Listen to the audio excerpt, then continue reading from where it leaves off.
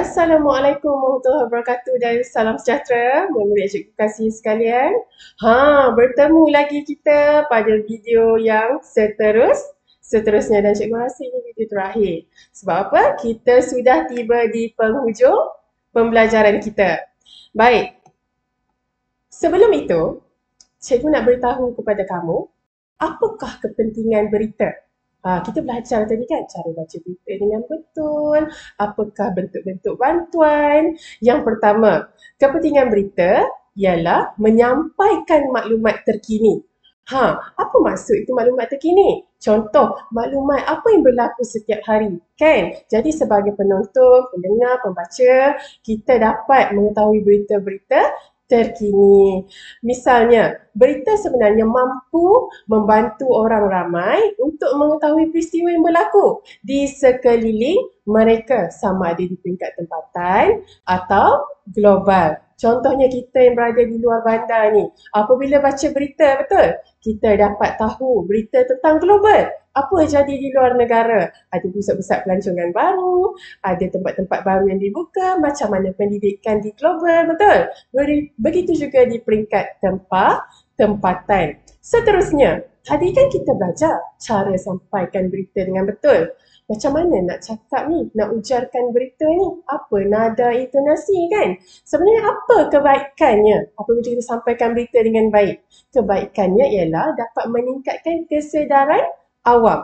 Contoh, kalau kamu baca berita dengan pantas, tanpa ada nada, intonasi, agak-agak kan, maklumat kita tu sampai tak? Sampai tak dekat penonton, dekat pendengar?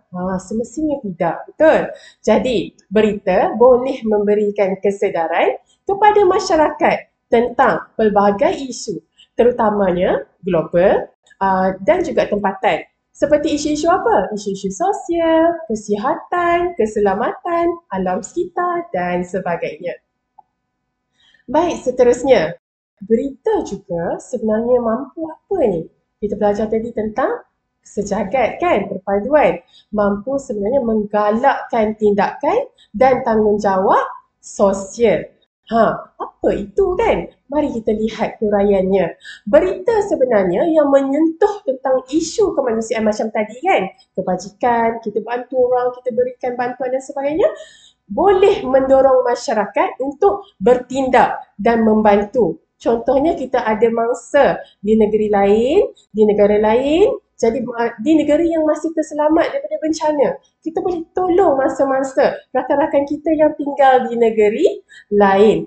Dan seterusnya, bantuan-bantuan yang disalurkan dalam misi ini sebenarnya dapat meningkatkan perpaduan. Betul tak? Kita tolong orang, mesti orang sayang dekat kita. Jadi orang akan berkawan dengan kita, hubungan kita baik. Itu je, mudah je dia punya analogi. Betul tak?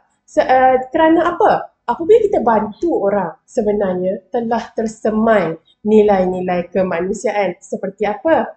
Empati, kasih sayang dan tanggungjawab terhadap insan lain yang lebih memerlukan.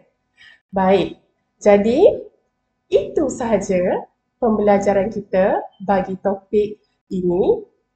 Cikgu ucapkan ribuan terima kasih kepada kamu kerana menonton video pembelajaran kita dengan baik, dan cikgu ucapkan tahniah serta syabas kepada anak-anak murid cikgu kerana berjaya menghabiskan pembelajaran kita pada kali ini. Saya doakan supaya murid cikgu akan menjadi pelajar yang cemerlang dan berguna pada masa akan datang.